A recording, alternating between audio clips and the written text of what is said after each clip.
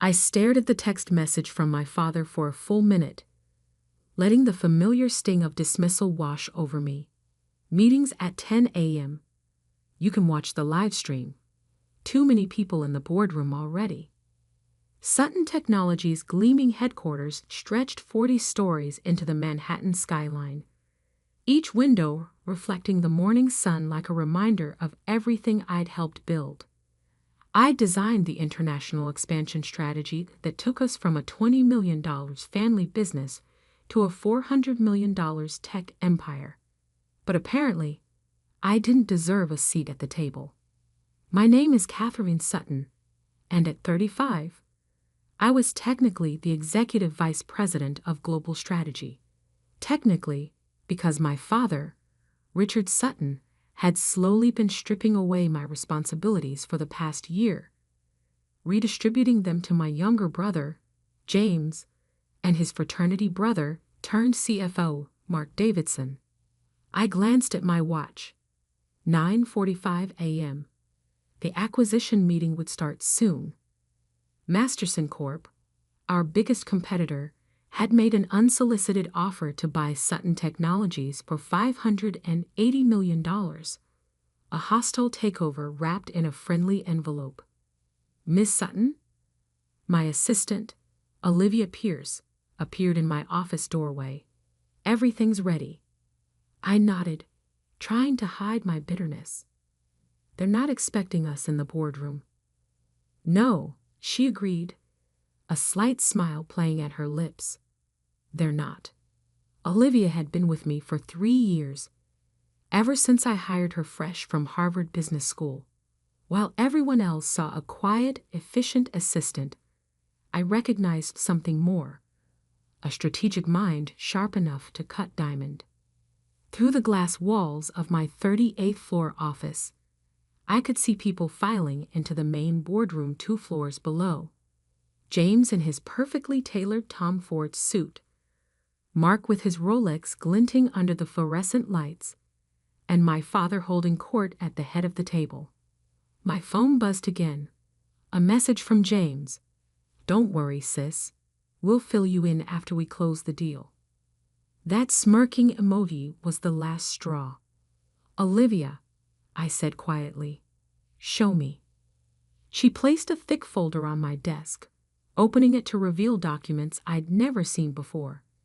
Stock purchase agreements, voting trust certificates, private placement memorandums, all dated over the past 18 months.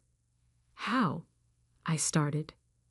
When they began sidelining you, Olivia explained, I started tracking unusual transactions. Small stock sales, privately held shares changing hands. Your brother has been quietly selling his shares to raise cash for his new venture fund. I leaned forward, scrutinizing the numbers. How many shares? Combined with your existing 15% stake and what I've acquired through various shell companies. She paused. We now control 51.3% of Sutton Technologies. My head snapped up. We?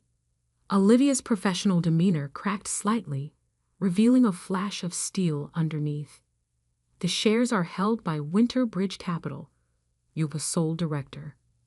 I sat back, realization dawning. While they'd been playing corporate politics, Olivia had been executing a silent takeover.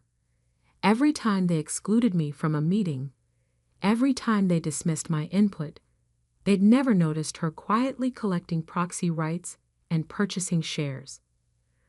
The Masterson offer? I asked. A setup, she confirmed. I may have suggested to their board that Sutton Technologies was vulnerable. They did exactly what we expected.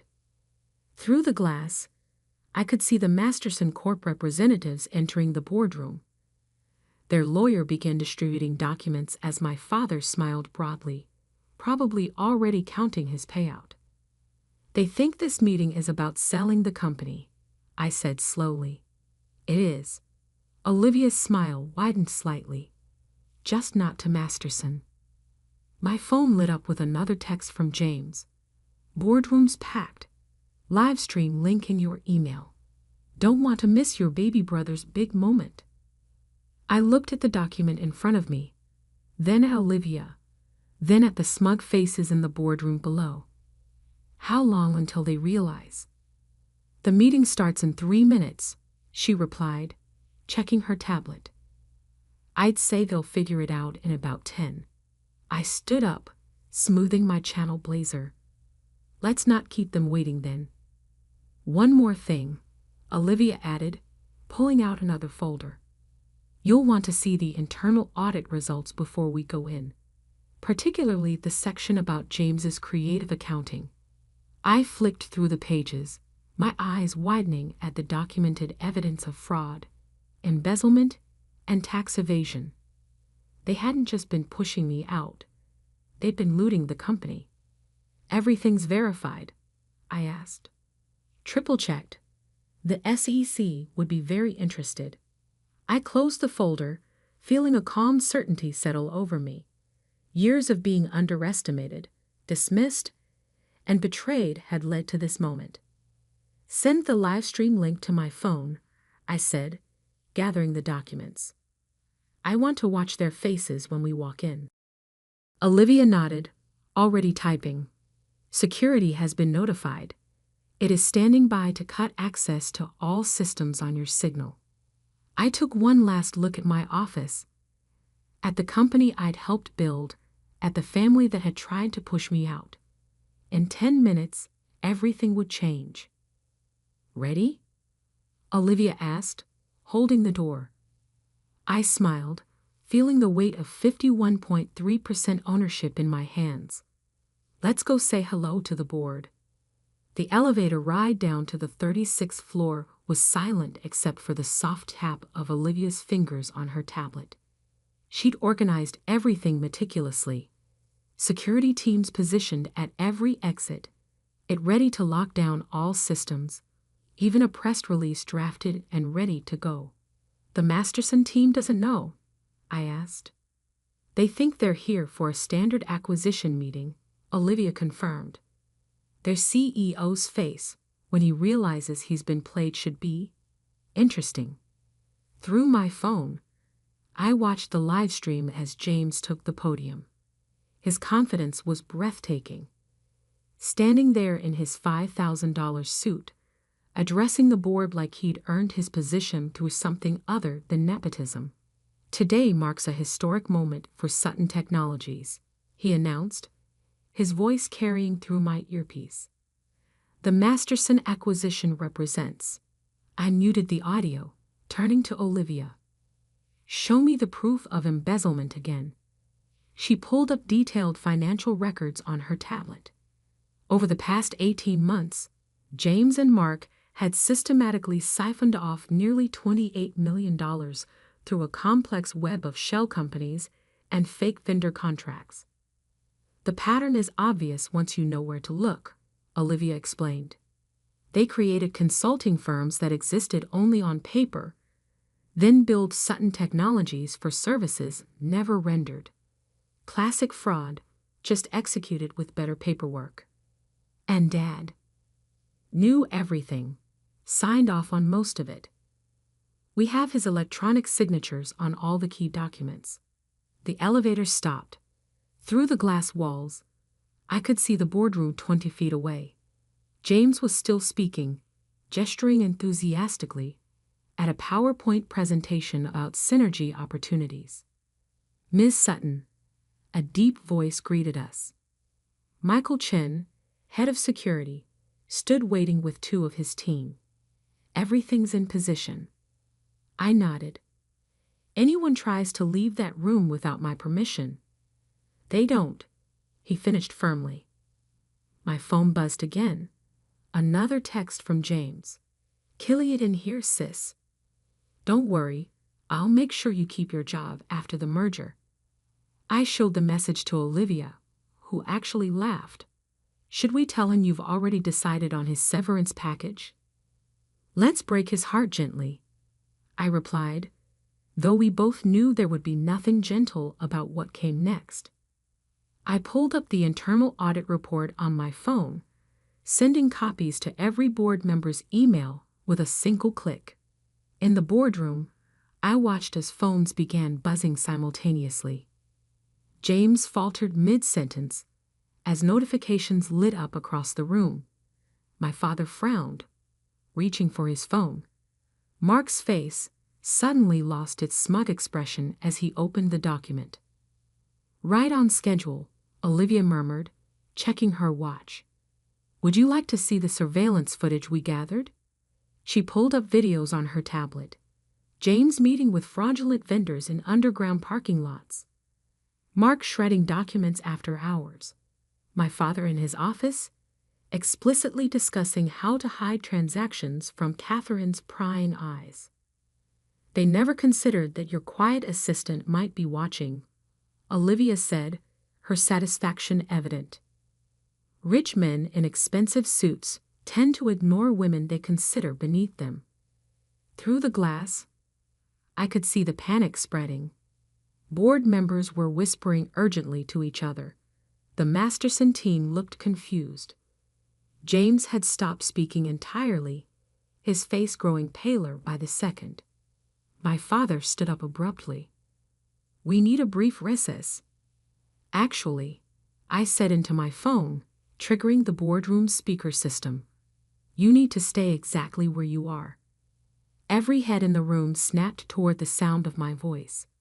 Through the glass walls, they could see me standing in the hallway, Olivia by my side, security personnel positioned strategically behind us.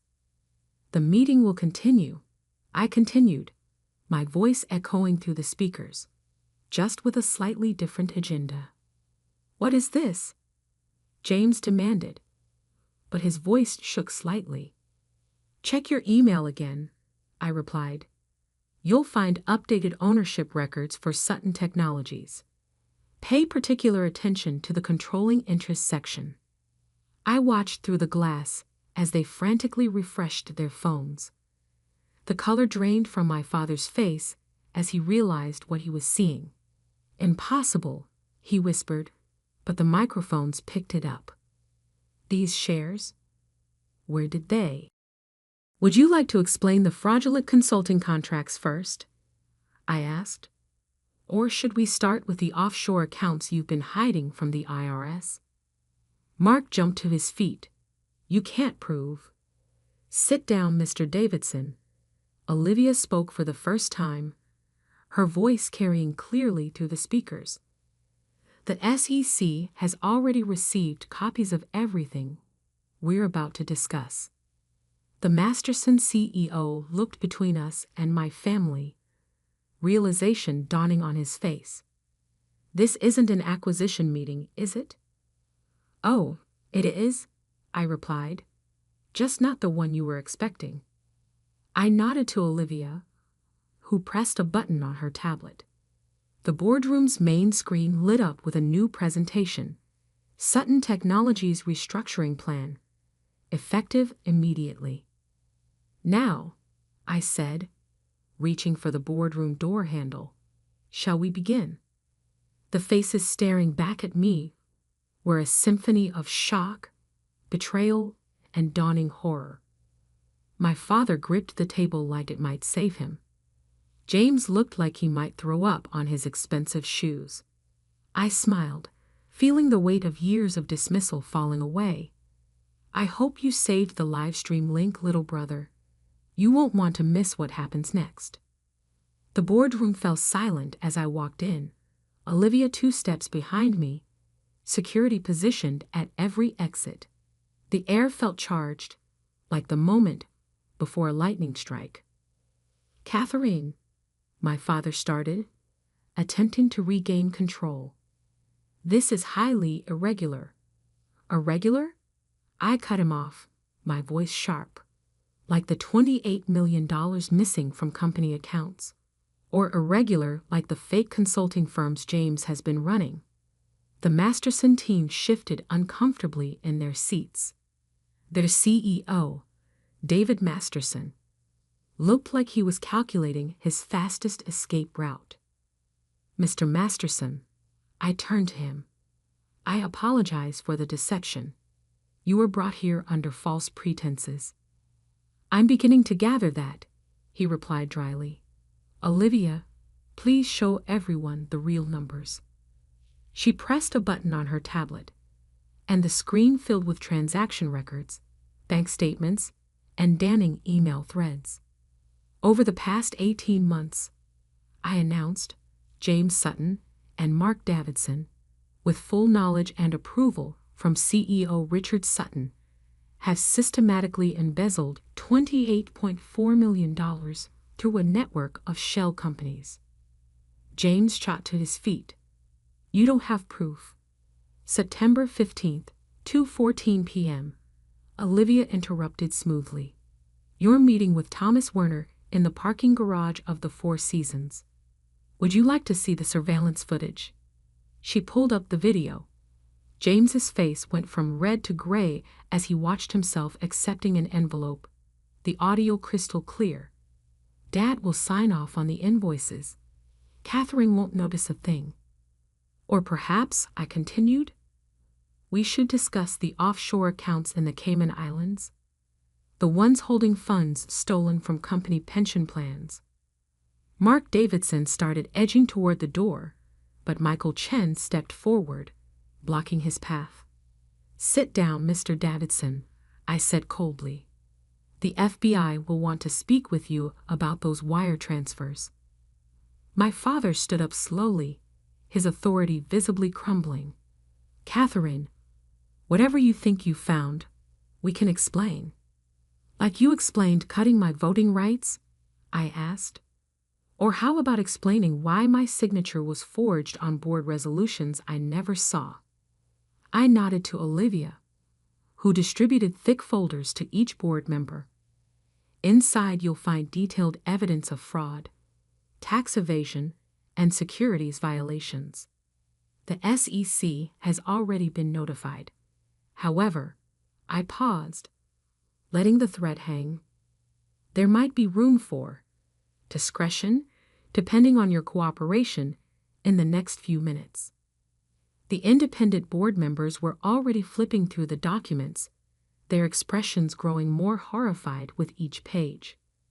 Jesus Christ, Richard, one of them muttered. What have you done? What I had to do, my father snapped. This company needed strong leadership, not some overeducated consultant playing at business. Playing? I laughed, the sound sharp enough to make him flinch. While you were playing with fraudulent contracts, I was building the Asian market from scratch. While James was stealing from pension funds, I was developing the technology that tripled our market share. I walked to the head of the table, his seat, until now. Would you like to know what your strong leadership has cost? I pressed a button, and new figures filled the screen. Stock value down 23% in 6 months. Client retention falling.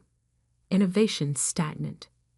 The Masterson offer would have solved. James started. The Masterson offer was a trap. David Masterson himself interrupted. One your sister apparently set. He turned to me, genuine admiration in his voice. Well played, Miss Sutton. Thank you, I replied. Now shall we discuss the real changes happening today?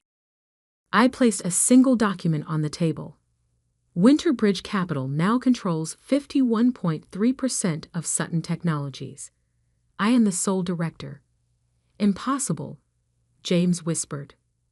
I would have known if that many shares were. Too busy checking your offshore accounts, Olivia asked innocently. Or maybe too busy ignoring the quiet assistant who watched you steal from your own company. The room erupted in chaos. Board members demanded explanations. The Masterson team started gathering their things. James looked like he might pass out. Enough. My voice cut through the noise. Here's what happens next. I began laying out documents one by one.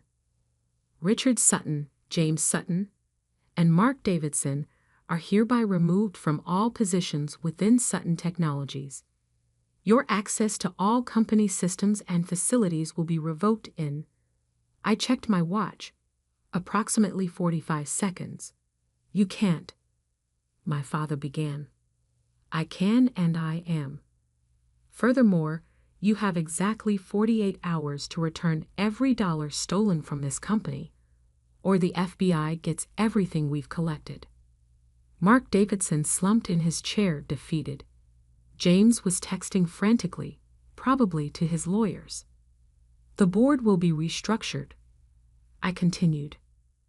Mr. Masterson, I believe we can find more productive ways to collaborate than a hostile takeover. He nodded thoughtfully. I look forward to those discussions. And finally, I turned to my father, who had aged a decade in the past hour. You should know that Mom's trust fund, the one you've been trying to access, I've already moved it beyond your reach. That was the final blow. He fell back into his chair, all pretense of authority gone. Olivia, I said quietly, please escort my family out of the building. Their personal items will be shipped to them after a thorough audit. She smiled, pressing a final button on her tablet. Throughout the building, doors clicked as security protocols engaged. It's done, she said. All access revoked. I looked at my father, brother, and their co-conspirator one last time. I believe you can watch the rest of this meeting online, I said. The live stream link should still work. The next 24 hours transformed Sutton Technologies.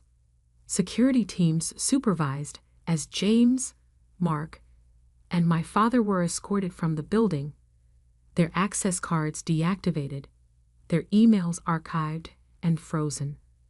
Employees watched in stunned silence as the men who had ruled the company like their personal kingdom were reduced to civilians waiting for their drivers on the street below. By midnight, Olivia had orchestrated a complete digital lockdown. Every password changed, every account secured, every document preserved for the pending investigations. She worked with a quiet efficiency that made me realize why she'd been so effective at gathering evidence. No one had ever really seen her coming. The offshore accounts are being frozen, she reported, bringing me coffee and my father's. Now my office on the top floor. Their personal devices have been remotely wiped of company data, though James did try to delete quite a few interesting emails first. I looked out over the Manhattan skyline, the city lights reflecting off buildings like stars. Any response to the repayment demand? Their lawyers contacted us an hour ago. They're willing to negotiate terms. I turned from the window. There are no terms. Full repayment or federal prosecution. They have? I checked my watch. 39 hours left to decide. The next morning, the Wall Street Journal ran the story. Sutton Technologies announces leadership change amid financial investigation. The stock actually rose 8% in early trading as investors responded to the transparency and decisive action. I spent the day in back-to-back meetings with board members, executives, and team leaders. Many had suspected something was wrong, but had been too afraid to speak up. Now, with evidence of the fraud exposed, the stories came pouring out. They killed my entire development budget, the head of R&D confided. Said we needed to focus on core profit centers. Now I know where that money really went. By evening, the first wire transfers arrived. James surrendered first, returning $8.2 million from his Cayman accounts. Mark Davidson followed with $6.5 million, along with a signed confession his lawyers probably hadn't approved.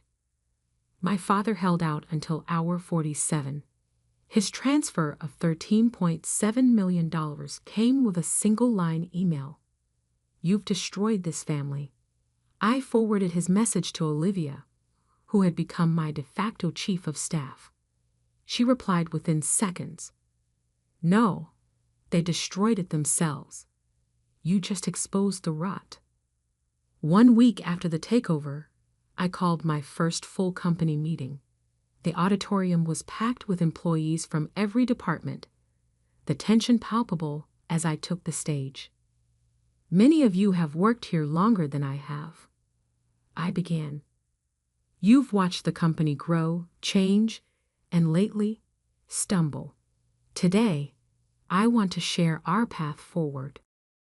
Over the next hour, I outlined the new Sutton technologies, increased R&D funding, restored pension plans, merit-based promotions, and a complete restructuring of the executive team based on talent rather than connections. Transparency and innovation will be our foundations, I announced. No more hidden accounts, no more fraudulent contracts, no more decisions made in secret boardrooms. The applause started slowly, then built to a thunderous standing ovation. In the back, I saw Olivia smile for the first time in days. The changes came quickly after that. David Masterson and I negotiated a strategic partnership instead of a takeover, combining our technologies to open new markets. The stock rose another 15% on the announcement. James attempted one last power play, trying to rally shareholders for a proxy fight. It died quickly when Olivia released evidence of his attempts to delete incriminating emails. He resigned his shares in exchange for avoiding criminal charges, though the IRS was still very interested in his tax returns. 3 months after the takeover, I sat in my office reviewing quarterly results. Revenue up 24%. Employee retention improved. Innovation pipeline fuller than ever. A knock at the door interrupted my analysis. Olivia entered, carrying a newspaper. You might want to see this, she said, handing me the business section. The headline read, Sutton Technologies named most innovative company in tech sector. Below was a photo of me in the new research lab we'd opened, surrounded by engineers and developers. There's something else, Olivia added, placing a folder on my desk.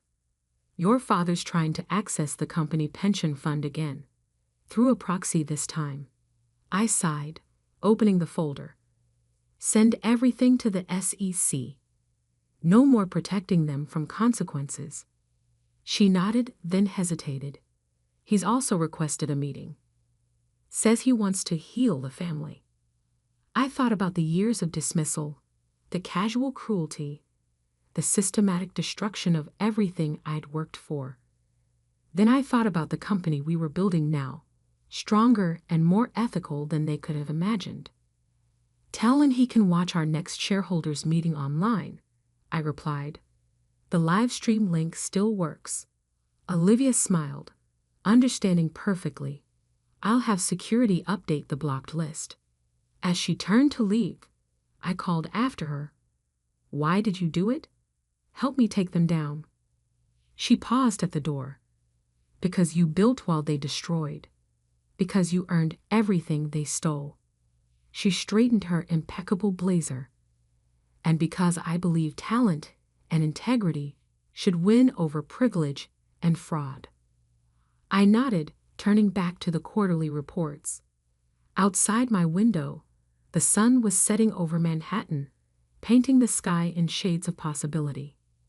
Sometimes the quietest people in the room are the ones you should watch most carefully. Sometimes the greatest victory isn't in the takeover, but in rebuilding something better from the ruins of betrayal. And sometimes, just sometimes, justice comes with a corner office and a really good assistant. The family meeting was scheduled for 2 p.m. on Sunday. My sister Emily had sent the calendar invitation 3 weeks earlier. Important family discussion, all must attend. The subject line made it sound official, like we were shareholders in a corporation rather than relatives bound by blood and mutual disappointment. I accepted the invitation without comment, just like I'd accepted every other summons over the past decade. Show up. Endure the lecture. Leave unchanged. Now I sat in my parents' living room in Evanston, Illinois, watching Mom arrange cookies on a plate she'd bought specifically for these occasions. Blue porcelain with gold trim, the kind of thing that screamed formal family business. Dad sat in his leather armchair, the same one he'd occupied for 30 years, positioned like a throne at the head of the room. Emily arrived exactly on time, her 3-year-old daughter trailing behind her. My older brother David showed up 10 minutes late, apologizing profusely as always, his suit still crisp from whatever corporate office he'd just left. Now that we're all here, Dad began, clearing his throat with that particular sound that meant business, we need to discuss Maya. All eyes turned to me. I was 32 years old and this was my life. Sitting in my childhood home while my family discussed my failures like I was a problem to be solved. Your mother and I have been talking, Dad continued, and we're concerned about your trajectory. Trajectory, I repeated quietly. Your career path, Mom clarified as if I didn't understand the word. Or lack thereof. Emily jumped in, her voice taking on that sympathetic tone she used when she thought she was being helpful. Maya, we're not attacking you. We love you. But you have to admit the pattern is concerning. What pattern? David pulled out his phone, scrolling through what I could only assume were notes he'd prepared. My family loved data. Let's see. You dropped out of Northwestern after 2 years. I left to start my first company, I said. Which failed within 18 months, he continued, not acknowledging my correction. Then you tried that e-commerce thing. That made $240,000 in revenue the first year. Which you abandoned after 2 years. Then there was the consulting business. Which I still run. If you can call it that. Maya, you're 32 years old. Emily's a hospital administrator. David's a senior vice president at a Fortune 500 company. What are you?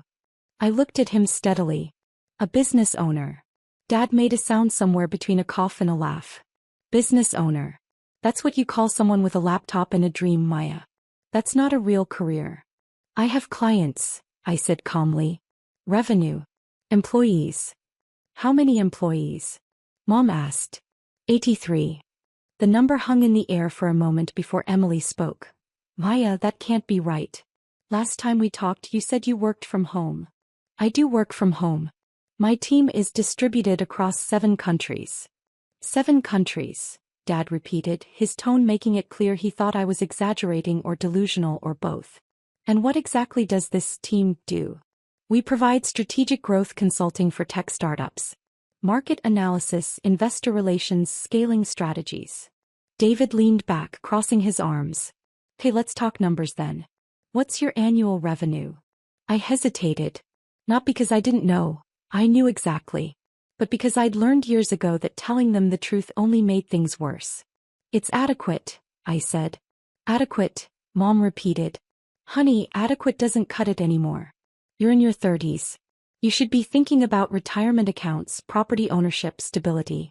Instead, you're still playing entrepreneur with these little projects. They're not little projects. Then prove it, Dad challenged. Show us tax returns. Show us business registration.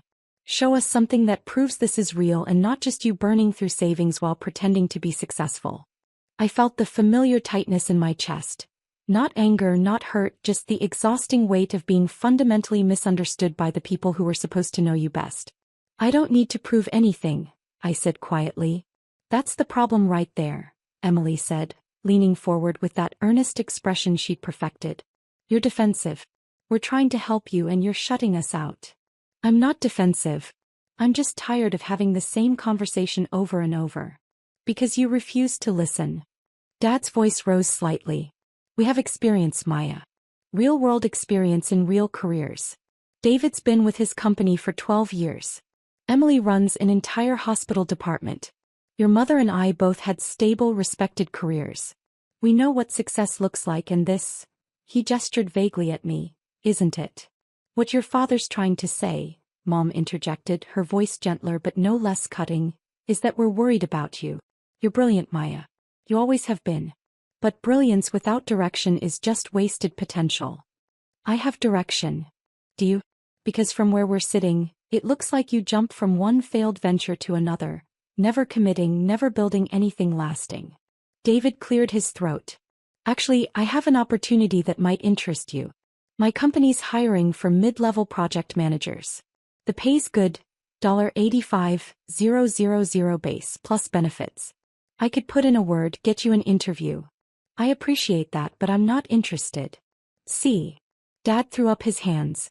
This is exactly what we're talking about. You're offered a real job with real security and you turn it down because of pride. It's not pride. Then what is it? What are you holding out for? Do you think some miracle is going to happen? That you'll wake up one day and suddenly be Mark Zuckerberg? I'm not trying to be anyone except myself. Mom set down her coffee cup with a delicate clink. Maya, we asked you here today because we've made a decision. Your father and I have been supporting you financially for years. You haven't supported me financially since I was 24, I interrupted. We co-signed your apartment lease, she continued. We pay for your health insurance. We've bailed you out of credit card debt twice. That was 6 years ago. The point is, Dad said firmly, we're cutting you off. Completely. No more safety net. You're 32 years old and it's time you learned what the real world is like. The room went silent except for the ticking of the grandfather clock in the corner. Okay, I said simply. They seemed surprised by my lack of resistance. Okay. Emily repeated. That's it. What do you want me to say? You've made your decision.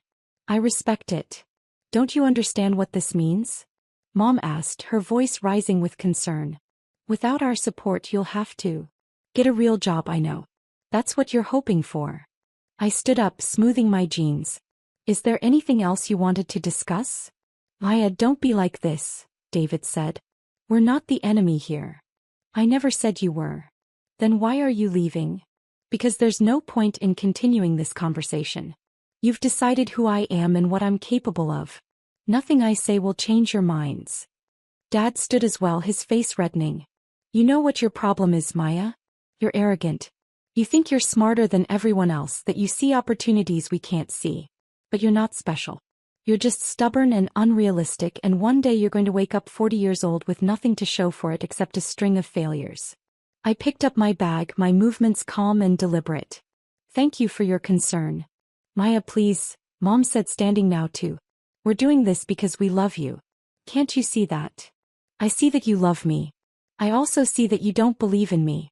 Those two things can coexist. Emily tried one more time. If you would just listen to reason. I have listened. For 10 years I've listened. And I'm tired. I walked to the door and they followed, their voices overlapping. You're making a mistake. You're throwing your life away. One day you'll understand we were right. I turned at the threshold, looking at them one more time. My father with his certainty and his rules. My mother with her worry and her disappointment.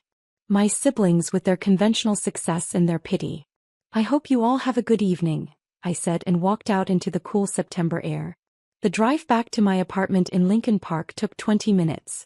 20 minutes of silence where I didn't cry or rage or feel much of anything except a dull, familiar ache. They didn't know. They couldn't know. Last month, my company had closed a consulting contract with 3 simultaneous Fortune 100 companies, $47 million in combined revenue. The month before that, we'd been approached by a venture capital firm about acquisition opportunities.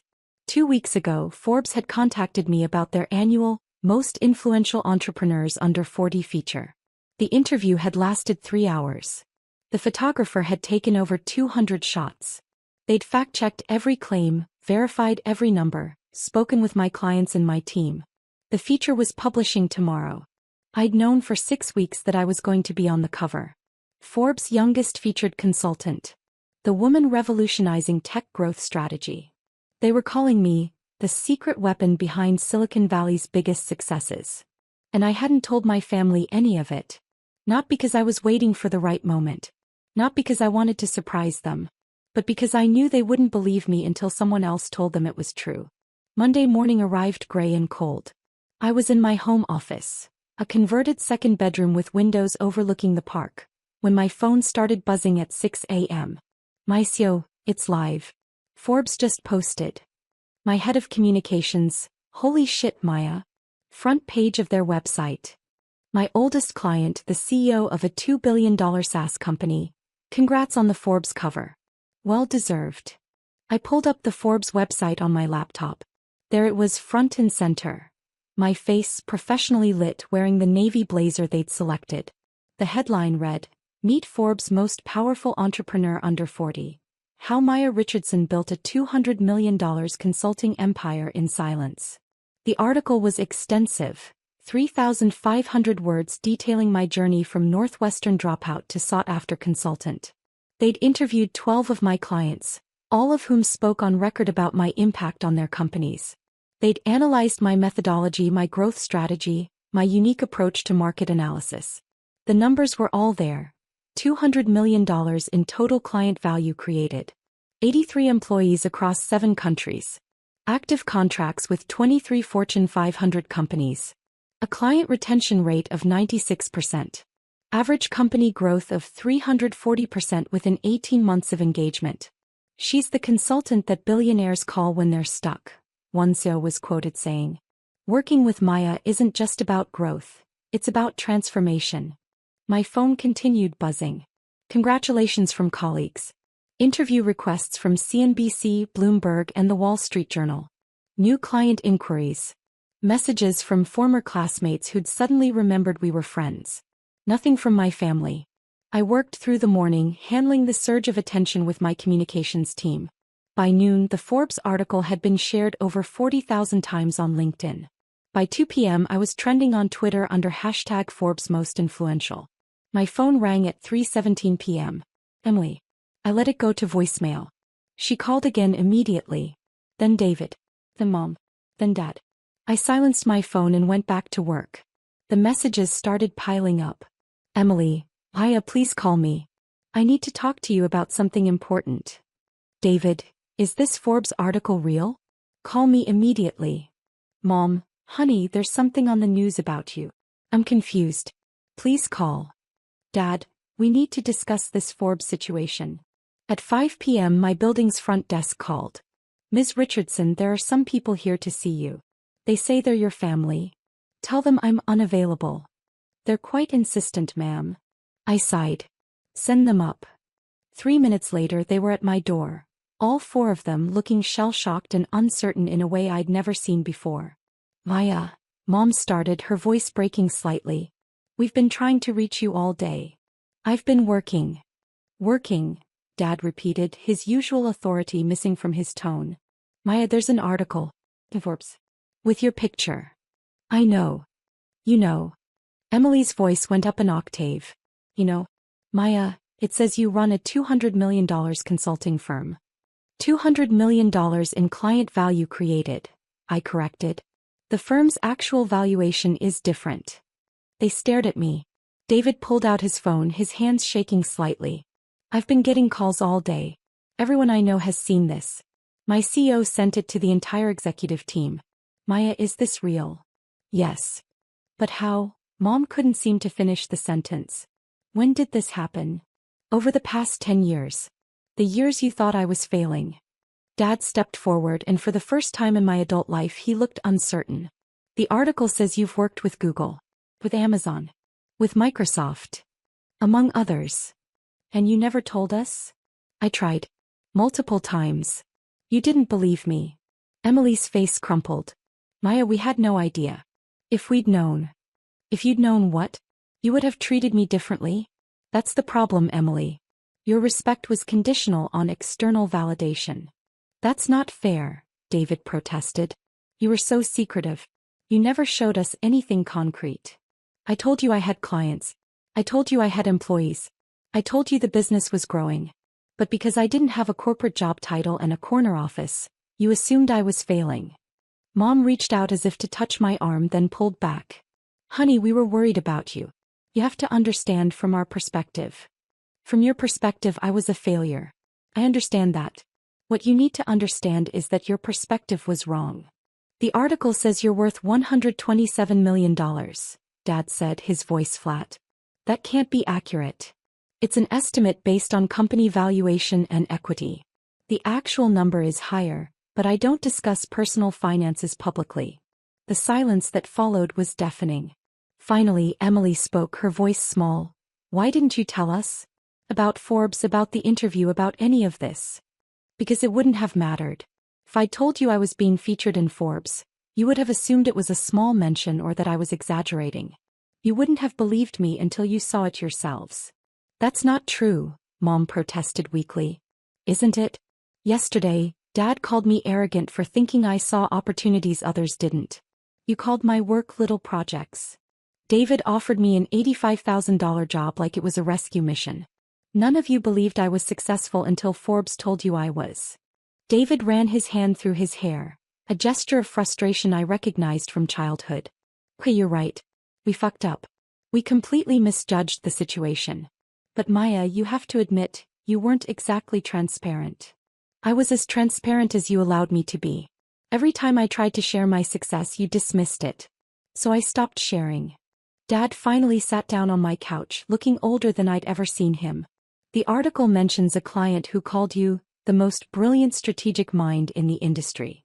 They quoted a Fortune 500 CEO saying you saved his company from bankruptcy. That was the e-commerce company I abandoned after 2 years. I didn't abandon it. I sold it to my client for $23 million. Mom gasped. $23 million? Yes. What did you do with the money? Invested it in commercial real estate and used the rest to scale my consulting firm. Emily was crying now, tears streaming down her face.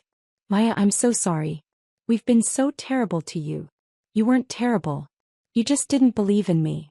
It's the same thing. No, I said gently. It's not. You loved me. You wanted me to be safe and secure. You just couldn't imagine that I was building something bigger than you understood. Dad's phone rang. He glanced at it, then at me. It's my golf partner.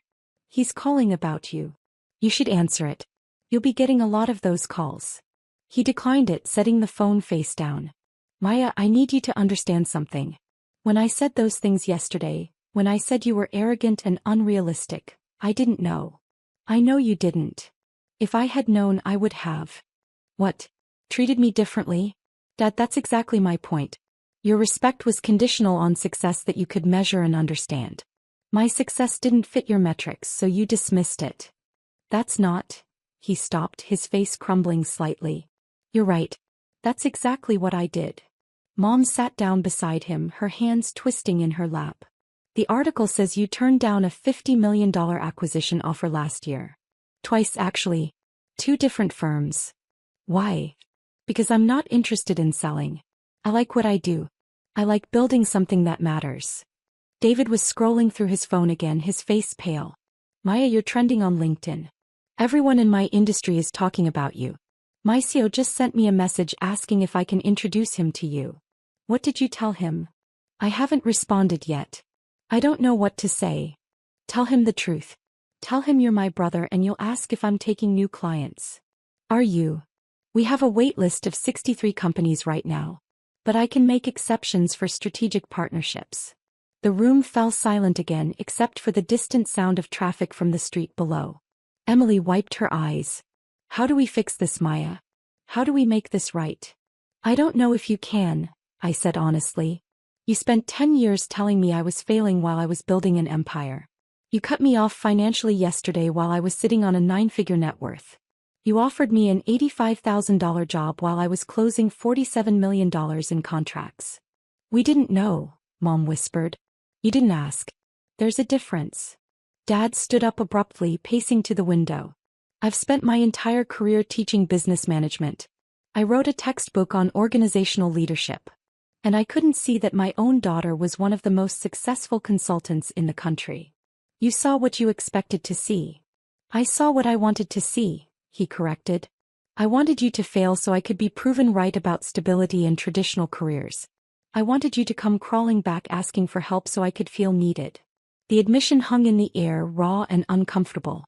I don't think that's entirely true, I said quietly. I think you genuinely believed you were protecting me. You just couldn't imagine a path to success that looked different from yours. Mom stood, walking over to me. Can I hug you? I hesitated, then nodded. She wrapped her arms around me and I felt her shaking with silent sobs. I'm so sorry, she whispered. I'm so incredibly sorry. I know, Mom. Emily joined us, then David, and suddenly I was in the center of a family embrace that felt both foreign and familiar.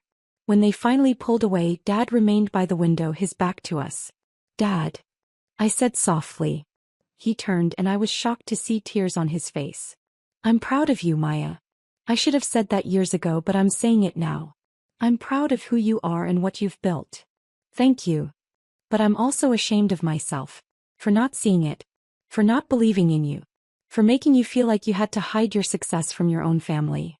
I didn't hide it. You just didn't see it. Because I chose not to see it," he said firmly. "Because it challenged my worldview and my ego. And I'm sorry for that." David cleared his throat. "So what happens now?" "Now?" I shrugged. "I keep working. You keep working. Life continues." "But we're going to be different," Emily insisted. "We're going to support you properly. We're going to—" "Emily, stop." I held up my hand. "I don't need you to do anything differently. I don't need your support or validation. I needed it 10 years ago and you didn't give it. I built my success without it and I'm fine with that." "But we're family," Mom protested. "Yes, we are. And I love you all. But I also recognize that our relationship has been fundamentally broken for a long time. Forbes didn't fix that. It just made the break visible." "So what are you saying?" David asked. "That you don't want us in your life?" "I'm saying that if we're going to have a relationship going forward, it needs to be built on who I actually am, not on external measures of success. You need to believe me when I tell you things about my life. You need to trust that I know what I'm doing even when it doesn't make sense to you." "We can do that," Emily said quickly. "Can you? Because yesterday you called my business little projects. Dad called me arrogant. Mom said I was wasting my potential. Can you really look at me now and see past the Forbes cover to the person who's been here all along?" They looked at each other, uncertainty written across their faces. "I don't know," Dad said finally, his honesty surprising me. "But I want to try. That's all I can ask for." Mom checked her phone and gasped. "Maya, you're on the evening news. They're doing a segment about you right now." She pulled up a live stream on her phone. Sure enough, there I was. My Forbes cover displayed prominently while a news anchor discussed the Chicago consultant taking Silicon Valley by storm. "Maya Richardson has worked with over 23 Fortune 500 companies," the anchor was saying, yet remained virtually unknown outside elite business circles until today's Forbes revelation. Industry insiders call her the secret weapon behind some of tech's biggest success stories. The segment cut to an interview with one of my clients, a CEO I'd worked with for 3 years. "Maya sees patterns others miss," he was saying. "She transformed our company's trajectory completely. Working with her was the best business decision I've ever made."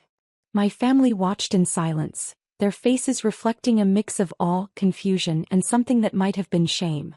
When the segment ended, Emily was the first to speak. "They called you the most influential consultant of your generation." "That's hyperbolic," I said. "I'm good at what I do, but I'm not the only one." "Stop," David said firmly. "Stop downplaying it.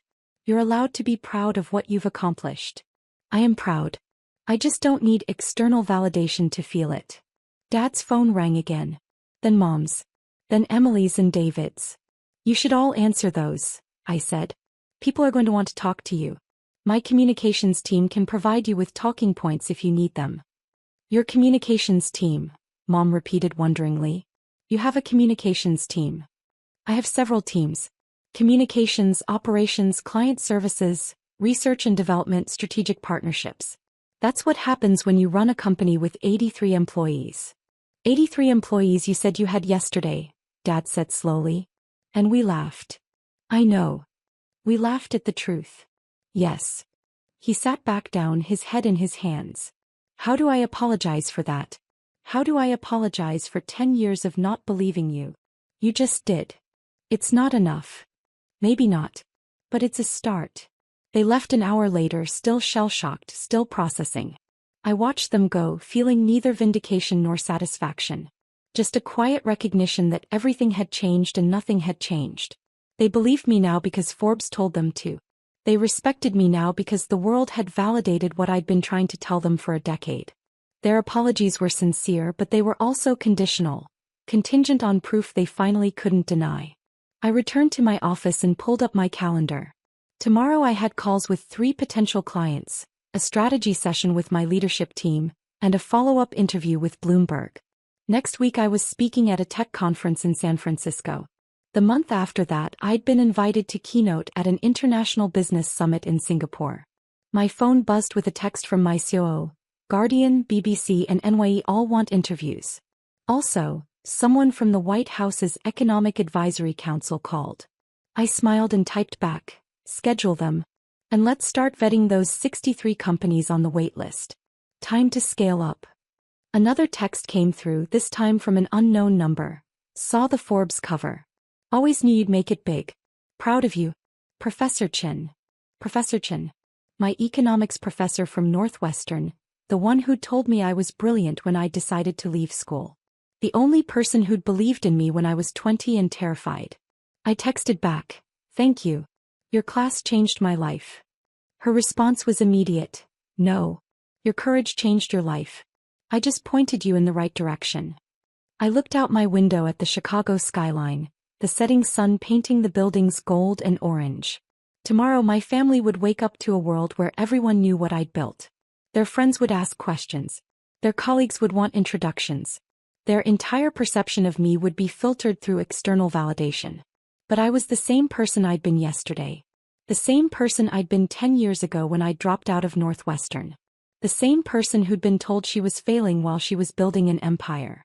The difference was that now the world could see what I'd always known. I wasn't playing entrepreneur. I was one. And I'd done it without their belief, without their support, without their validation. I'd done it because I believed in myself when no one else did. That was the only approval I'd ever needed. My phone buzzed one more time, a text from Dad. Your mother and I want to take you to dinner. A proper celebration. Your choice of restaurant. I looked at the message for a long moment, then typed back. Let me check my schedule. I'll let you know. I didn't need their celebration. But maybe, just maybe, I could learn to accept it. On my terms. My time. With boundaries they would finally have to respect. The Forbes cover sat on my desk, my face staring back at me with quiet confidence. Most influential entrepreneur under 40. I'd known I was influential long before Forbes confirmed it. My family was just the last to find out. The Oakmont Country Club's Sunday brunch was a ritual. White tablecloths, fresh flowers, and the quiet clink of silverware against bone china created an atmosphere of studied elegance. My parents had been members for 23 years, long enough that they treated the staff by first name and knew which tables offered the best view of the 18th hole. I sat across from them, cutting into my eggs Benedict while Mom gestured toward the windows overlooking the manicured grounds. The Hendersons are selling their estate, she said, dabbing her mouth with a linen napkin. 4 acres, original 1920s architecture, pool house, tennis court. Listed at $8.5 million. Beautiful property, Dad agreed, sipping his mimosa. Prime location too. Right on the golf course boundary. I nodded, keeping my attention on my plate. Mom's eyes fixed on me with that particular intensity that meant a lesson was coming. You know, Sarah, your brother looked at properties in this neighborhood before he and Jennifer bought their place. He could have afforded something here, but they decided to invest smartly instead. Built equity gradually. Smart approach, I said quietly. Exactly. Mom leaned forward. That's what I'm trying to tell you. You can't just jump into neighborhoods like Oakmont Hills. You work your way up. Start in a reasonable area, build wealth slowly, make intelligent choices. Dad set down his glass. Your mother's right. You're what, 31 now? Still renting that apartment downtown? Sarah, you need to think about your future. Property ownership, real investments, not just whatever it is you do at that tech company. I'm in product development, I said. Right. Dad's tone suggested he neither knew nor cared what that meant. But let's be realistic. The median home price in Oakmont Hills is $3 million. The median. Starter homes, if you can even call them that. You'd need a down payment of at least $600,000, plus reserves, plus the income to support a mortgage that size. On a tech salary. He shook his head. Not happening. Mom reached over and patted my hand, her expression sympathetic in a way that felt more condescending than comforting. Honey, we're not trying to discourage you. We just want you to be realistic. This neighborhood isn't for everyone. The people here, the lifestyle, it takes a certain level of success to maintain. I understand, I said. Do you? Mom's sympathy sharpened into something else. Because sometimes I worry that you don't grasp how the world works. You see your brother's success, you see us here at Oakmont, and you think it's attainable for you. But Marcus went to Wharton. He's a partner at his firm. He made strategic career choices. While you bounced around tech startups, Dad added. How many companies have you worked for in the past 10 years? 6. 7, I corrected softly. 7. Mom's voice carried across the dining room, causing a few heads to turn. She lowered it. 7 different companies. That's not career stability, Sarah. That's flailing. I took a sip of my coffee. It was imported Jamaican Blue Mountain, one of the club's signatures. I'd ordered it by the pound for the club's inventory when I'd acquired the property 18 months ago. The membership had no idea their exclusive coffee came from a bulk order negotiated by the club's new owner. The point is, Dad continued, you need to adjust your expectations. Look at condos in normal neighborhoods. Maybe take some financial planning courses. Learn about budgeting, saving, building toward realistic goals. Your father and I didn't get here overnight, Mom said. We worked for decades to earn our membership here to afford our home. And even we couldn't touch something like the Henderson estate. That's for truly wealthy people. Old money, Dad clarified. Or exceptionally successful new money. Not middle management tech workers. I cut another piece of my Eggs Benedict. The hollandaise was perfectly lemony, exactly as I'd specified in the renovation of the club's kitchen last year. The chef had initially resisted the recipe change, but the members had noticed the improvement immediately. Are you even listening? Mom asked, irritation creeping into her voice. I'm listening, I assured her. Then why do you have that look on your face? That stubborn look you get when you think you know better than everyone else. I don't think I know better, I said honestly. I'm just enjoying brunch. Dad glanced at his watch, a Rolex he'd bought to celebrate his retirement. We should wrap this up soon. I have a tea time at noon. Playing with Jim Henderson, actually. He's been telling me about the offers they're getting on the estate. Apparently there's a bidding war. Someone offered $9 million all cash. $9 million, Mom repeated, looking at me meaningfully. All cash. That's the kind of buyer who belongs in Oakmont Hills. Marcus, my older brother, appeared at our table with his wife Jennifer. Both wore tennis whites, fresh from what I assumed was their morning doubles match. Mom, Dad, Marcus said, kissing Mom's cheek before clapping Dad on the shoulder. Sarah. He nodded at me, the greeting noticeably cooler. Marcus. Jennifer.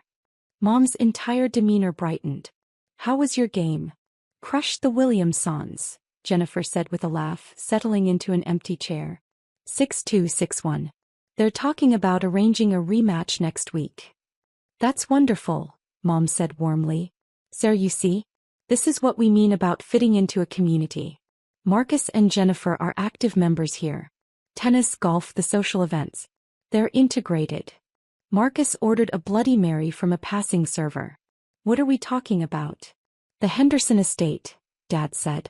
I was just explaining to Sarah that neighborhoods like this require a certain level of achievement. Oh, the Henderson place? Marcus leaned back in his chair. Beautiful property. Way out of most people's league though. Jennifer and I could maybe swing something like that in another 10 years if my partnership shares keep appreciating. See. Mom turned to me. Even Marcus, with all his success, sees that property as aspirational. You need to understand the ladder, Sarah.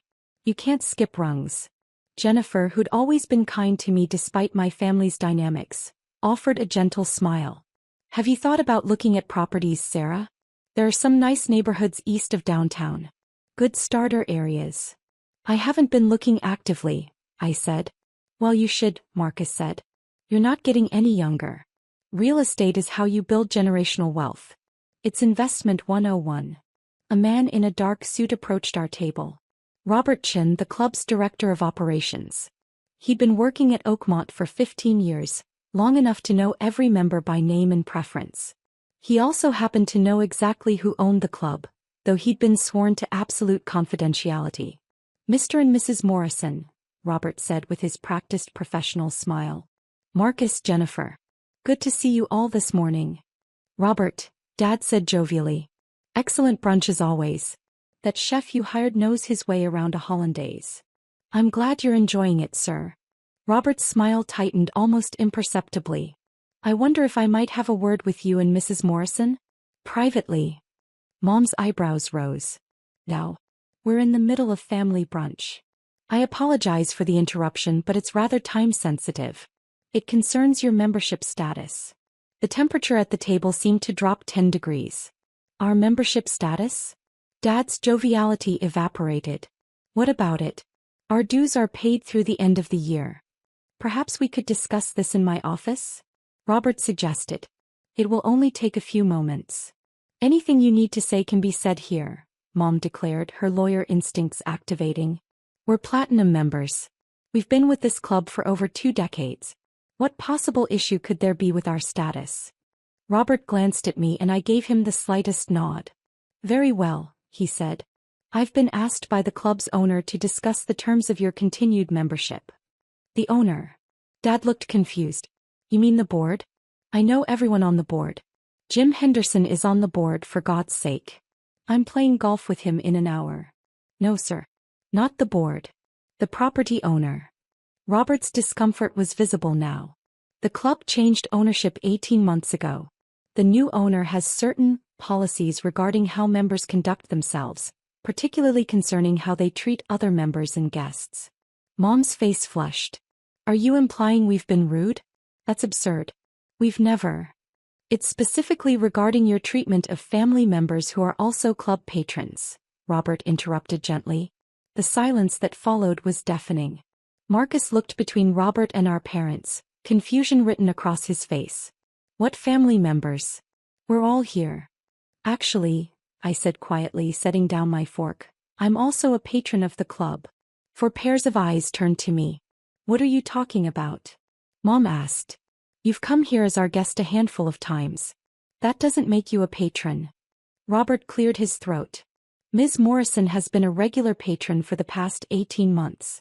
He comes quite frequently, actually. Usually on weekday mornings when it's less crowded. Weekday mornings? Dad's confusion deepened. But you work. You're at that tech company. I am at that tech company, I agreed. I'm the chief technology officer. I set my own schedule. Mom waved this away. That's beside the point. Robert, I still don't understand what this has to do with our membership. The issue, Robert said, his professional composure beginning to crack, is that the club's owner has become aware of how you speak about and to your daughter. Specifically, your comments this morning have been noted. Noted. Marcus finally spoke up. Who's noting conversations? Are we being surveilled? The owner was present, Robert said simply. I watched understanding dawn on Jennifer's face first. Her eyes widened and she turned to look at me with an expression somewhere between shock and amazement. Sarah, she whispered. Mom laughed, the sound sharp and dismissive. Don't be ridiculous. Sarah doesn't own this club. She rents an apartment. He works at a tech company. She owns Oakmont Country Club, Robert finished, and the surrounding 40-acre property. And as of 3 months ago, the Henderson estate. The world seemed to stop. Dad's face went through several colors before settling on an alarming shade of red. That's impossible. I assure you it's not, Robert said. Ms. Morrison acquired the club 18 months ago through Zenith Properties Holdings. The sale was finalized in April of last year. She's been the sole owner since then. Mom turned to me, her expression frozen somewhere between disbelief and rage. Sarah, tell him this is a mistake. It's not a mistake, I said calmly. I bought the club in April 2 years ago. The previous owner was looking to retire, and I'd been interested in the property for some time. The deal was straightforward. Marcus found his voice. You bought this country club? This club costs over $40 million. The property alone is worth. You're saying you had $40 million. The purchase price was $43 million, I corrected. Though I negotiated it down from $47. The previous owner was motivated. Where the hell did you get $43 million? Dad demanded, his voice rising enough that nearby tables were starting to notice. From my company exits, I said. Those 7 different tech companies you mentioned? I didn't work for them, Dad. I founded them. All 7. I built them, grew them, and sold them to larger corporations. Mom shook her head repeatedly. No. No, you work in product development. You said. I said I'm in product development. I agreed. I develop products, build companies around them, and sell those companies when they reach optimal valuation. The first exit was 12 million. The second was 8. The third was 24. The fourth. Stop. Mom held up her hand. Just stop. This is insane. If you had that kind of money, why would you live in a rental apartment? Why would you dress like that? She gestured at my outfit, a simple sweater and jeans. Because I'm comfortable, I said. And because I learned early that telling you about my success only made things worse. Remember when I sold my first company? I was 24. I tried to tell you at Christmas and you said I was being inappropriately boastful, and that I needed to learn humility. The memory hung in the air. I could see Mom's face shift as she recalled it. So I stopped telling you, I continued. I let you believe whatever made you comfortable. That I was flailing, working dead-end jobs, going nowhere. It was easier than dealing with the resentment. Jennifer spoke up softly. The Henderson estate. You said she bought it. Robert nodded. 3 months ago. 9.2 million all cash. Ms. Morrison outbid 4 other buyers. 9.2 million, Dad repeated numbly. You paid. Sarah, that's one of the most expensive properties in Oakmont Hills. It's the 3rd most expensive, I corrected. The Whitmore mansion sold for 11 million last year, and the Prescott estate went for 10.5. But yes, the Henderson property is now mine. I'm renovating it currently. New kitchen, updated systems, restored original features. Should be finished by spring. Marcus had gone very quiet, his face unreadable. Mom found her lawyer voice, the one she used when she was trying to regain control of a situation. Even if this is true, and I'm not saying I believe it, that doesn't explain why Robert is here discussing our membership. What we say in private conversations is none of the club's business. It is when those conversations happen on club property and concern the club's owner, Robert said. Ms. Morrison has been very clear about one thing since she purchased Oakmont. She will not tolerate members disparaging other members, regardless of relationship. We weren't disparaging her, Dad protested. We were giving her advice. Trying to help her understand. That I'll never own property in Oakmont Hills? I quoted his words back to him. That this neighborhood is too exclusive for me? That I need to adjust my expectations and look at condos in normal neighborhoods. The color drained from Dad's face. For the past 18 months, I continued, I've listened to these brunches. Every Sunday the same themes. My career instability. My lack of financial acumen. My unrealistic expectations.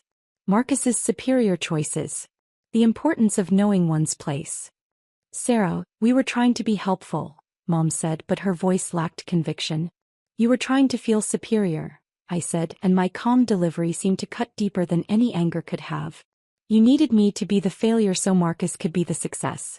It was easier to diminish me than to acknowledge that maybe, just maybe, I'd actually accomplished something. Marcus finally spoke, his voice tight. How much? All 7 companies combined. What were the total exits? 148 million, I said. Before taxes. Jennifer made a small sound. Marcus's Bloody Mary sat forgotten on the table. After taxes and investments, my current liquid net worth is around 93 million. That's separate from property holdings and equity stakes. I own Oakmont Country Club outright, the Henderson Estate, 3 other properties in this neighborhood, and a commercial building downtown. I also have significant stakes in 12 currently operating tech companies.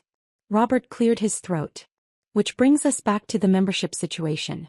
Ms. Morrison has requested that I inform you that your platinum membership is under review. Review. Mom's voice cracked slightly. On what grounds?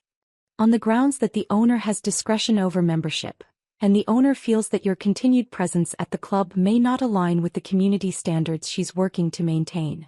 Dad stood up abruptly. This is blackmail. You can't kick us out because of a family disagreement. Actually, I said, I can. The membership agreement you signed has a clause allowing ownership to revoke membership with 30 days notice for any reason. It's on page 47, section 12, subsection C. I can have Robert provide you with a copy if you'd like to review it. You're seriously going to kick your own parents out of their country club? Marcus asked, and I couldn't tell if his tone was incredulous or impressed. I'm going to revoke the memberships of people who spent 2 decades making me feel small, I corrected. The fact that those people are my parents is unfortunate, but it doesn't change the pattern of behavior. Mom's hands trembled slightly. Sarah, please. This club is. We've been members here for 23 years. Our entire social circle is here. Your father's golf buddies, my tennis partners, the connections that have sustained us through retirement. You can't just take that away. You mean the social circle that you constantly reminded me I could never be part of? I asked. The connections that were too exclusive for someone like me? That club. Robert shifted uncomfortably. If I may, there is a possibility for resolution. Ms. Morrison has indicated that memberships could be maintained under certain conditions. Mom grasped at this immediately. What conditions? We'll agree to whatever. 3 conditions, I said, holding up fingers. First, you acknowledge specifically and clearly what you've done. Not a vague apology, not a sorry if you felt hurt. A real acknowledgement of 20 years of systematic diminishment. The silence stretched. Second, I continued, you stop comparing me to Marcus. You stop holding him up as the standard of success that I've failed to meet. You recognize that people can succeed in different ways and that my path, while different from his, has been equally valid. Marcus looked down at his hands. And third, I finished, you start treating me like an adult whose choices you respect, even if you don't understand them. No more advice about my career, my housing, my financial decisions, or my life choices. You accept that I'm capable of managing my own affairs. Mom and Dad exchanged glances. And if we don't agree to these conditions? Dad asked quietly. Then your memberships will be terminated effective 30 days from today. You'll need to remove your belongings from your lockers, return your member cards, and settle any outstanding accounts. You'll also be removed from the club's directory and all club communications. This is extortion, Mom said, but the fight had gone out of her voice. This is consequences, I replied. For years you made me feel like I didn't belong. Like I wasn't good enough. Like I needed to lower my expectations and accept a smaller life. Now you're discovering that I belonged here more than you realized. I owned the ground you were standing on while you told me I'd never walk on it. Robert's phone buzzed. He glanced at it and looked relieved to have an escape. I'll give you some privacy to discuss this. Mr. and Mrs. Morrison, I'll need your decision by the end of the week. Marcus, Jennifer, your memberships are not affected by this situation. You're welcome to continue enjoying the club as always. As Robert walked away, Marcus turned to Jennifer. We should go. Let them talk. But Jennifer was looking at me with something like wonder. Sarah, I had no idea. All these years I thought, we all thought. I know what you thought, I said gently. It's okay. I let you think it. After they left, my parents sat in stunned silence. The brunch service continued around us, members laughing and chatting, unaware that the woman they'd been dismissing as the Morrison family disappointment was actually signing their paychecks. Finally, Dad spoke. Why didn't you tell us? I did tell you, I said. After the first exit. After the second. After the third. Each time you found a way to minimize it. Lucky timing. Good market conditions. Being in the right place at the right time. Never actual achievement. Never actual skill. So I stopped trying to make you see it. But to let us think you were struggling. Mom trailed off. I wasn't struggling. I was succeeding quietly. There's a difference. Dad looked at his watch again, but his earlier enthusiasm for golf had clearly evaporated. I need time to process this. You have until Friday, I said. That's when Robert needs your decision. And if we agree to your conditions? Mom asked. Everything goes back to normal? No, I said honestly. Everything goes forward differently. I'll maintain your memberships. You'll still be welcome at family gatherings. But the dynamic where you treat me as less than, that ends. Permanently. Mom's eyes filled with tears, and for the first time, I felt a flicker of something other than calm resolution. But I didn't let it change my stance. I need to go, I said, standing and placing my napkin on the table. I have a meeting with the contractors at the Henderson estate. We're discussing the timeline for the pool house renovation. The Henderson estate, Dad repeated as if testing the words. You actually own it. I actually own it, I confirmed. Along with this club and enough other property in Oakmont Hills that I'm now the neighborhood's third largest landowner. Right behind the Westmore family and the Pemberton Trust. I pulled out my wallet and placed several bills on the table. For brunch. I know you usually charge it to your membership, but I thought paying cash might feel more appropriate today. As I walked toward the exit, I heard Mom call my name. I turned. Sarah, she said, her voice small. Did you really come here every week just to listen to us? No, I said. I came here every week because I love the Jamaican Blue Mountain coffee and the Eggs Benedict. The fact that you were here was just additional context. Robert met me in the lobby, his relief palpable now that he was away from the table. Ms. Morrison, I apologize for any discomfort that caused you. If you'd like, I can handle all future communications through email or phone. It's fine, Robert. It needed to happen.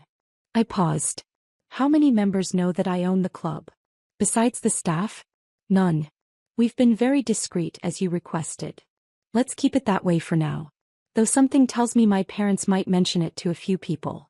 Robert's expression suggested he thought that was an understatement. As I drove away from Oakmont Country Club in my reasonable sedan, a 5-year-old Lexus I'd bought because it was comfortable and reliable, not because I couldn't afford better, I reflected on the morning. My phone buzzed with text. Marcus, we need to talk. Coffee this week. Jennifer, I'm processing. But I wanted you to know, I think what you did was brave. And then, surprisingly, from a number I didn't immediately recognize. Sarah, this is Jim Henderson. Robert Chin just told me the most interesting thing. I'd love to discuss my estate sale with you. Turns out I've been planning golf with your father while negotiating the sale of my home to his daughter. We should talk about the irony over drinks. I smiled and pulled into the driveway of the Henderson estate. My estate now. The contractor's trucks were already there, and I could see the architect waiting on the front steps with his portfolio. The property was everything I'd wanted when I'd first toured it 6 months ago. Classic architecture, modern bones, endless potential. The pool house alone was larger than the apartment my parents thought I was still renting. My phone rang. I let it go to voicemail. Then Dad called. Also voicemail. Then Marcus again. I silenced my phone and walked toward the architect, ready to discuss marble choices for the kitchen counters and whether we should restore or replace the original windows. Behind me, my phone continued to buzz with increasing urgency. The text would be some combination of anger, confusion, and attempts at negotiation. My parents would spend the next few days cycling through denial, rage, and eventually, maybe, something approaching understanding. But that was their journey to take. Mine was already well underway, and it had been for years. While they'd been dismissing my choices and questioning my trajectory, I'd been quietly building an empire. While they'd been explaining what I could never achieve, I'd been achieving it. While they'd been telling me where I didn't belong, I'd been buying the very places they thought were beyond my reach. The architect greeted me with genuine warmth. Ms. Morrison. Perfect timing. I've got the revised plans for the pool house, and I think you're going to love what we've done with the outdoor kitchen space. As we walked through the estate discussing tile choices and fixture upgrades, I felt the weight of the morning lifting. This was real. The property, the renovations, the choices I got to make about my own space. This was the life I'd built when no one was watching. Or rather, when everyone was watching but no one was seeing. My phone buzzed one more time. A text from Robert. Your parents have requested an emergency meeting with me this afternoon. Should I accommodate? I typed back. Give them until Friday. They need time to sit with this. No extensions though. Decision by Friday at 5 p.m. Understood. Also, for what it's worth, the staff has nothing but positive things to say about you. You've been a good owner. I appreciated that more than I could express in a text. As the sun climbed higher over Oakmont Hills, illuminating the neighborhood my parents had insisted was beyond my reach, I stood on my property, one of several in this exclusive enclave, and made decisions about my house, my renovations, my life. And somewhere across town in the country club I owned, my parents were learning a lesson that was 18 months overdue. Success doesn't always look the way you expect it to. Sometimes it looks like a quiet woman in a sweater and jeans, sipping coffee and letting you underestimate her while she signs the deed to your entire world. The architect was still talking about the pool house when my phone buzzed one final time. A text from Grandma. Your mother just called me crying about country clubs and property. I told her I'd taught you better than to brag, and apparently I taught you so well that nobody knew you owned half the neighborhood. Well done, sweetheart. Lunch next week? Your treat, I assume, since you're apparently buying estates. I smiled and typed back, lunch sounds perfect. And yes, my treat. I'll even let you pick the restaurant. Any recommendations? Well, I own a few places downtown. But let's go somewhere neutral. Wouldn't want you thinking I'm being inappropriately boastful. Her response was immediate. Your mother is an idiot. I'll meet you at Marcello's. Tuesday at noon. I looked up at the Henderson estate, my estate, standing proud against the morning sky, and felt something settle in my chest. Not vindication exactly. Not revenge, though it certainly had elements of that. Something quieter and more profound. The simple satisfaction of being exactly who I'd always been and finally letting the world, starting with my family, see it. The contractor's radio played soft jazz as we walked through the rooms, planning the future of a property my parents had used as evidence of my inadequacy just hours earlier. And somewhere in the Oakmont Country Club's dining room, my parents sat with cold coffee and the dawning realization that the child they'd dismissed owned the very ground they'd spent 2 decades treating as sacred. Friday would come soon enough. Until then, I had a pool house to renovate and a life to continue building, one underestimated achievement at a time.